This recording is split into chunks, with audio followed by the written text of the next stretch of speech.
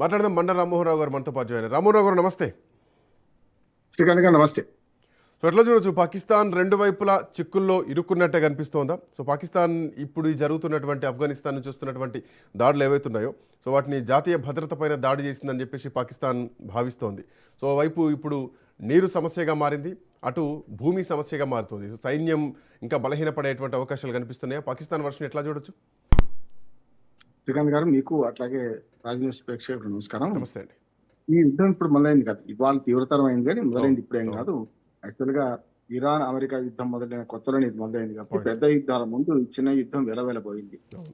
చిన్న చిన్నగా దాడులు చేసుకుంటున్నారు, కానీ నిన్న ఇవాళ దాడులు చూసుకుంటే ఒక రకం చెప్పానంటే ఐసిస్ స్థావరాల మీద దాడి చేసామని ఆఫ్ఘనిస్తాన్ అంటుంటే, ఆఫ్ఘనిస్తాన్ పౌర ఆవాసాల మీద పాకిస్తాన్ దాడి చేసింది. పాకిస్తాన్ ఎప్పుడు ఇటువంటి దుర్మార్గమైన చర్యకు పూనుకుంటుంది. అందుకని మన భారతదేశం కూడా ఆఫ్ఘనిస్తాన్ పౌర స్థావరాల మీద పాకిస్తాన్ దాడి చేయడం చాలా దుర్మార్గం, మంచిది కాదని మనం ఖండించినాం కూడా ఇప్పటికే. ఉమ్.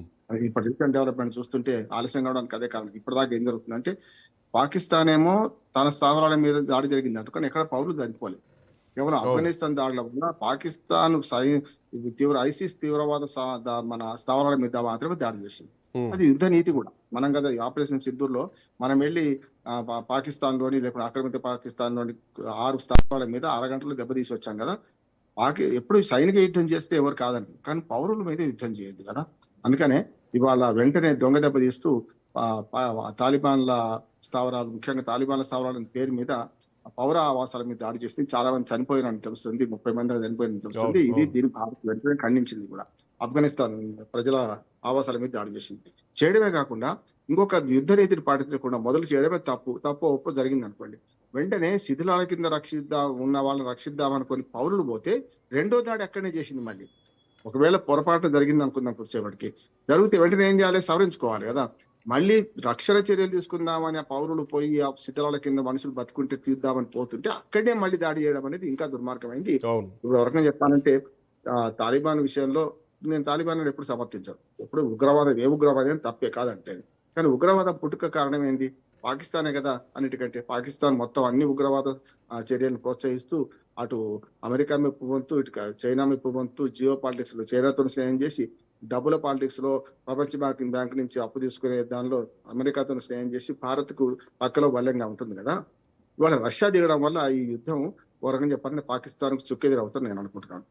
గతంలో రష్యా ఈ తాలిబాన్లకు వ్యతిరేకంగా, ముఖ్యంగా ఆఫ్ఘనిస్తాన్ లో ప్రజాపాలన ఉండాలి 3 దశాబ్దాల పాటు ప్రయత్నం చేసి 50 ఏళ్ళ చరిత్ర కింద సంగతి చరిత్ర చెప్తున్నాను శ్రీకాంత్. 50 ఏళ్ల క్రితం మరి 30 ఏళ్ళు తాలిబాన్ లో మనం అణిచివేస్తూ ఆఫ్ఘనిస్తాన్ లో తిష్ట వేసింది రష్యా. చివరికి పలాయనం చిత్తగించింది.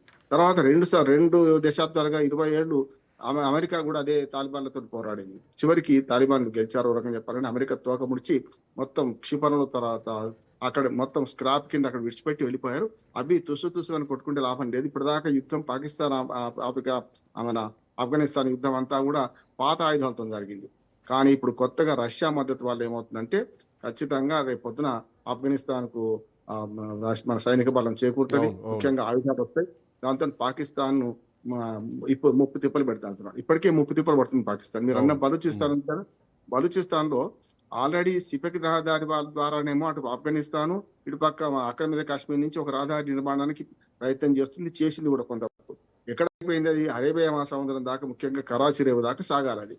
దానిలో భాగంగానే వైమానిక స్థావరం ఉండాలని చెప్పి ఆఫ్ఘనిస్తాన్ బలూచిస్తాన్ ప్రాంతంలో, అంటే బలూచిస్తాన్ అనేది 3 ప్రాంతాల్లో ఉంది. అటు ఆఫ్ఘనిస్తాన్ ప్రాంతంలో కొంత ఉంటుంది దేశంలో, ఇటుపక్క డ్యూరాండ్ రేఖ ఉంది కదా, డ్యూరాండ్ రేఖ అటుపక్క కొంత ఉంటది, ఇటుపక్క పాకిస్తాన్ బార్డర్ లో కొంత ఉంటది. ఏది బలూచిస్తాన్ ప్రాంతం ఎక్కువ దాదాపు 40% పైగా బలూచిస్తాన్ పాకిస్తాన్ లో ఉన్నది. కనుక అక్కడ వైమానిక స్థావరం నిర్మించుకొని విమానాశ్రయాలు నిర్మిస్తే దాన్ని 2.5 ఏళ్ళైంది ఇప్పటికీ దాన్ని వాడుకొని ఇస్తలేదు బలూచిస్తాన్ ఆర్మీ. ఒక రకంగా చెప్పాలంటే బలూచిస్తాన్ లో పాకిస్తాన్ ఆర్మీ కంటే వాళ్ళ బలూచిస్తాన్ ఆర్మీ పెద్దది అంటున్నారు. యాక్చువల్ ఒకటే దేశము, కానీ వాళ్ళు రైలును కిడ్నాప్ చేయగలిగిండ్రు, ఒక రకంగా బాంబింగ్ చేయగలిగిండ్రు, అవన్నీ చేస్తున్నారు. కనుక ఆ విమానాశ్రయాన్ని చైనా అధీనంలో కట్టిన చైనాను వాడుకొని ఇవ్వకుండా చేస్తున్నారు. వాళ్ళ ఉద్దేశం ఏంటంటే మనం కొట్లాడుకుందాం, చైనా వాళ్ళు ఎందుకు రానివ్వాలంటున్నారు. ఒక దేశంలోకి వచ్చే కల్లా బలూచిస్తాన్ బలవంతంగా ఈ పాకిస్తాన్ లో కలుపుకున్నారు. మన భారత స్వాతంత్ర సమరం తర్వాత, విభజన తర్వాత చూసుకుంటే, విభజన తర్వాత చాలా రోజులు బలూచిస్తాన్ ప్రాంతం స్వతంత్రంగా ఉంది, వేరే దేశంగా ఉంది. ఒక రకంగా చెప్పాలంటే మన దగ్గర జునాగఢ్, జమ్మూ కాశ్మీర్, హైదరాబాద్ అయితే ఇప్పుడు హైదరాబాద్ ఎట్లా మీరు ఉందో అన్నట్టు అటు ఆఫ్ఘనిస్తాన్ తో నడుస్తుంది, అటు బెలూచిస్తాన్ తో నడుస్తుంది, ఇటు భారత్ తో కూడా నడుస్తుంది. సో భారత్ విషయంలో ఐక్యరాజ్య సమితిలో పాకిస్తాన్ ఏం లేవనెత్తుందంటే సో ఇది దేశం మీద జరుగుతున్నటువంటి దాడిగా చెప్తున్నది. సో భారత్ స్పష్టంగా చెప్పేసింది, నీరు రక్తం ఒకే దగ్గర ప్రవహించేటువంటి పరిస్థితి లేదు, మీరు ఉగ్రవాదాన్ని ఆపేయండి, దెన్ అప్పుడు నీళ్ళు అడగండి అన్నది స్పష్టంగా ఇస్తున్నటువంటి సంకేతం. అవసరమైతే యుద్ధానికి కూడా మేము సిద్ధం అని చెప్పేసి ఇప్పటికే పాకిస్తాన్ మాట్లాడుతుంది కూడా. సో ఈ పరిణామాలు ఎట్లా ఉండొచ్చు? పొద్దున ఆఫ్ఘనిస్తాన్ కూడా తీవ్రతరం చేసేటువంటి అవకాశం ఉంటుందా? ముప్పేట దాడి జరుగుతుంది పాకిస్తాన్ మీద, దానికి అర్థమవుతలేదు. ఎందుకంటే ఎల్నినో రావడం వల్ల ముఖ్యంగా హిమనీనదాలు కూడా ఎండిపోతాయి అంటున్నారు. అవును, ఆల్మోస్ట్ చాలా పాకిస్తాన్ తక్కువ ప్రధాన రాబడి కూడా వ్యవసాయం పైనే ఉంటుంది. ఇప్పుడు మా పాకిస్తాన్ లో ఉన్న మన పంజాబ్ గాని, సింధు ఆ ప్రాంతం దాదాపు 30 కోట్ల మంది జీవిస్తుంటారు పైనుంచి కింద. సరే ఒక పాకిస్తాన్ లో కాకుండా ఇటు పక్క అటు పక్క ఆ పంజాబ్ 5 నదుల పరివాహక ప్రాంతంలో సుమారు 30 కోట్ల మంది జీవిస్తున్నారు. అందులో 20 కోట్ల మంది పాకిస్తాన్, 15 కోట్ల మంది పైగా ఆ పాకిస్తాన్ వాళ్ళే ఉంటారు. ఏది పంజాబ్ ను సింధు సరిహద్దులు, నది సరిహద్దు, సింధు నది సరిహద్దుల్లో. అయితే ఏమైతుంది, ఇప్పుడు మనం ఇటు ఆపుతున్నాం, అదొక దెబ్బ. రెండోది చైనా సిపెక్ రహదారి ఆల్మోస్ట్ ఆల్ అది పుందుగా పడతలేదు. అటు పక్కన బెలూచిస్తాన్ పక్కన ఉన్న బెలూచిస్తాన్ ప్రజలున్న ఇటు పఖ్తూస్తాన్ ఉంటుంది, పఖ్తూస్తాన్ కూడా వాళ్ళు తిరగబడుతున్నారు. 3 జిల్లాలు ఉంటాయి. ఆఫ్ఘనిస్తాన్ డ్యూరాండ్ రేఖ యువతల దిక్కు. అసలు డ్యూరాండ్ రేఖని మేము చేయము, మా పాత బెలూచిస్తాన్ ప్రాంతం అంతా ఆఫ్ఘన్లు ఉన్నది, అది కనుక ఆ 3 జిల్లాలు మావే అని ఆఫ్ఘనిస్తాన్ పోరాడుతుంది. యాక్చువల్ గా జరుగుతున్న యుద్ధం అంతా బెలూచిస్తాన్ లో జరుగుతుంది. పాకిస్తాన్ కు మనకు ఆఫ్ఘనిస్తాన్ డ్యూరాండ్ రేఖ యువతల జరుగుతుంది. డ్యూరాండ్ రేఖ, డ్యూరాండ్ అనే ఒక బ్రిటిష్ అధికారి గీసింది. అది భౌగోళిక ఏముంటది, ఎట్లా పడితే అట్లా పోయింది. ఎట్లా వీరుంటే పర్వత శిఖరాలు ఎట్లా ఉంటే అట్లా పోయింది.